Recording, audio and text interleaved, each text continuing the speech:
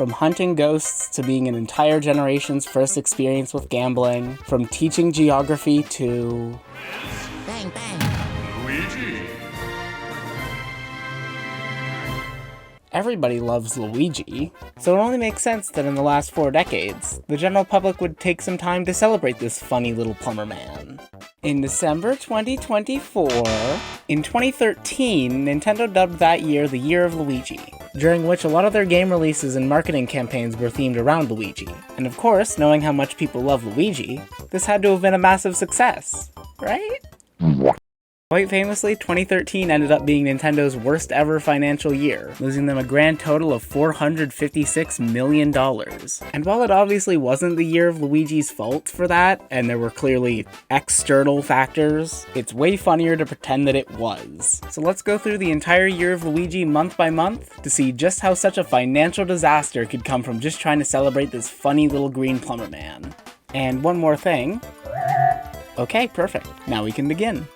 The Year of Luigi was announced on February 14th, 2013, in one of the earliest Nintendo Directs. It was hosted by Nintendo's at-the-time president, Satoru Iwata, where he speaks so tenderly about Luigi and his history in games throughout the years. It was really surprising to hear a company head speak in such a caring way about the games they were making. But in that direct, they kicked off the Year of Luigi by revealing details on Luigi's Mansion Dark Moon, which had already been revealed. But then they announced 2 new games, Mario & Luigi Dream Team and New Super Luigi U, before moving on to announcements for other games. But it wouldn't be long before more Year of Luigi stuff started to show up.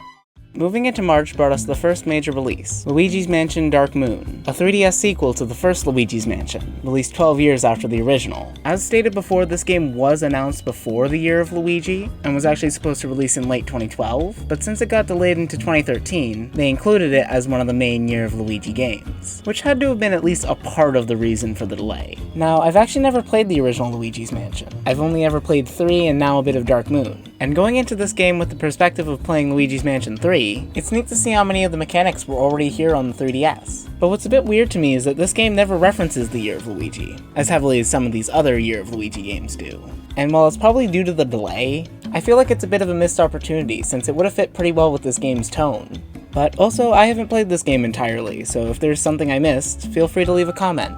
Also this month, Nintendo launched Luigi's 72-hour sale, cutting the prices for a bunch of items on their old loyalty rewards program, Club Nintendo, which also got its own Year of Luigi makeover. After that, the next 2 months basically just consisted of Nintendo Directs, and the only Year of Luigi things in these Directs were trailers for games they'd already announced. Except one notable announcement was that New Super Luigi U, which was previously announced as just DLC, would be getting a standalone physical release, in a unique green case, making it forever stick out compared to every other Wii U game. Now who could go and do something like that? Oh yeah.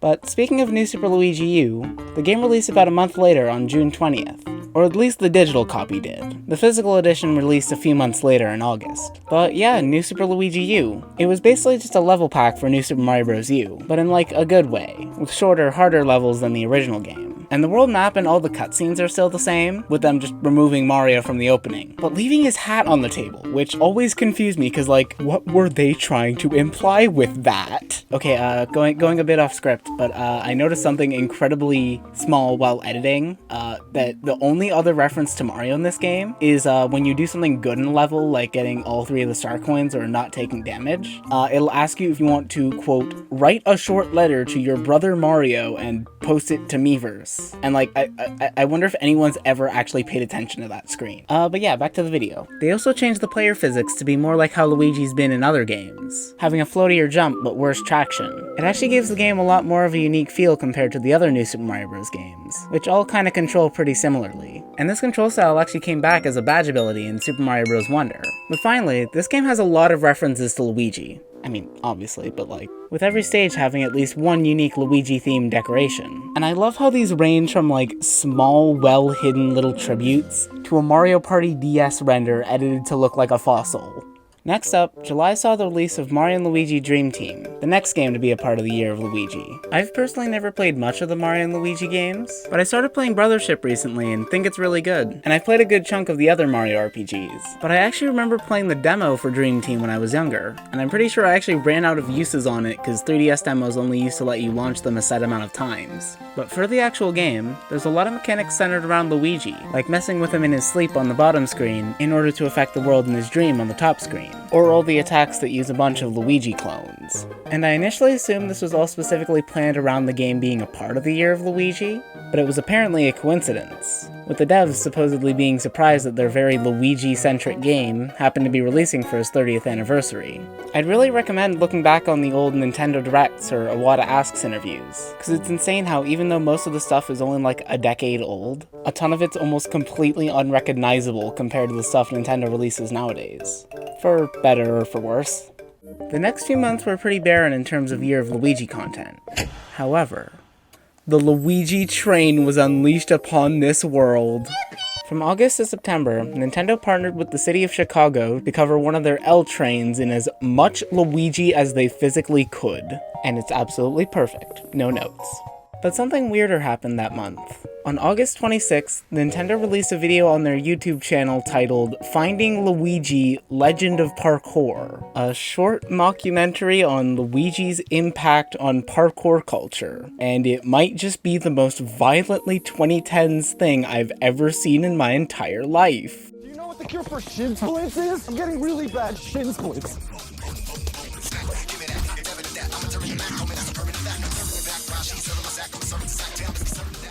There were also a ton of promotional items made for the Year of Luigi. Going a bit out of chronological order, there was the Year of Luigi sound selection, released only to Japanese Club Nintendo members, a Luigi pin you'd be entered to win if you bought New Super Luigi U in North America, a Year of Luigi coin offered to European and Australian Club Nintendo members, and 2 different 3DS XLs, one based on Mario & Luigi Dream Team, and another based solely on Luigi, which is probably the more interesting looking of the two. Then there was a Luigi's Mansion Dark Moon diorama offered to Club Nintendo members, and then finally, a poster set was given out to Platinum Club Nintendo members. And while some of this stuff is pretty neat, it's also really expensive now.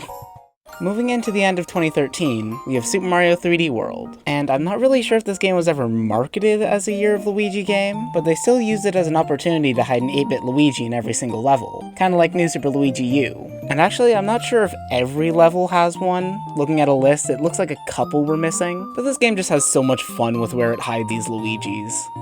Look at him go. But also, when you beat the game, or have New Super Luigi U save data, you unlock Luigi Bros, an official ROM hack of Mario Bros where you play as Luigi. Other than that and a few text changes, it's still pretty much the same as the original, although one funny thing is that in the 2-player mode, the second player just plays as another Luigi, so both players are just playing as Luigi with slightly different color palettes. And while they probably could have found a way to put something like Mario's palette onto the second player, I don't know, it's kinda funnier this way. Plus, it wouldn't be the first time a second Luigi's just randomly existed.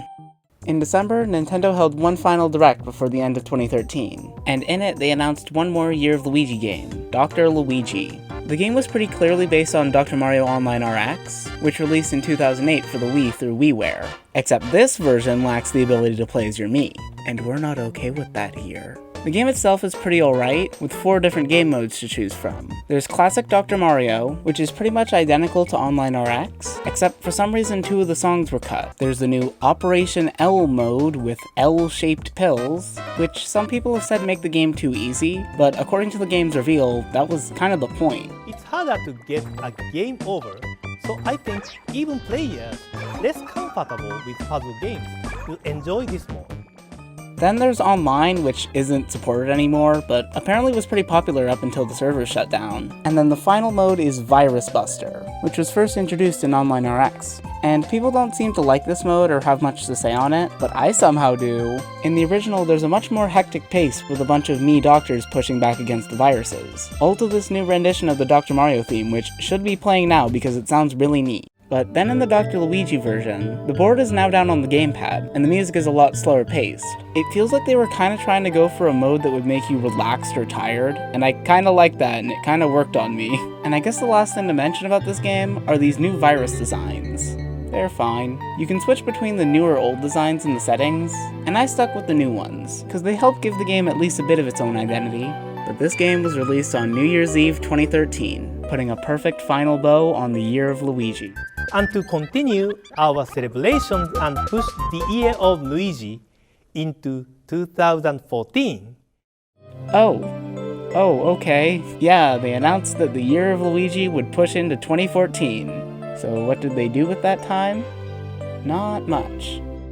But in February, another Nintendo Direct was held, and while it was mostly focused on other games, they also announced NES Remix 2, and that it would feature Super Luigi Bros, a ROM hack of Super Mario Bros. Where you play as Luigi, just like what they did with Mario Bros. For Super Mario 3D World. Except here there's a lot more that's been changed, mainly that you play the entire game mirrored, which doesn't sound like it'd change much, but it weirdly works in making this a unique experience from the original. They also changed the ending so that Mario is waiting in the final castle with Peach, but what I find a lot more interesting is that I cannot find if they actually managed to surgically implant the Mario sprite there in-game, or if it's just a trick with the emulator. I couldn't find a concrete answer online, so if anyone knows, again, please comment. I think this stuff is neat.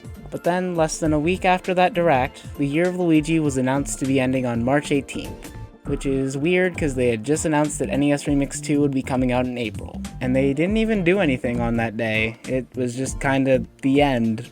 But after the Year of Luigi formally wrapped up, there would still be references to it afterwards, like in Super Smash Bros. For Wii U and 3DS, and in Mario & Luigi Paper Jam. And they dubbed October 2019 the month of Luigi to promote Luigi's Mansion 3, but likely after recent events, they are never gonna speak of this again.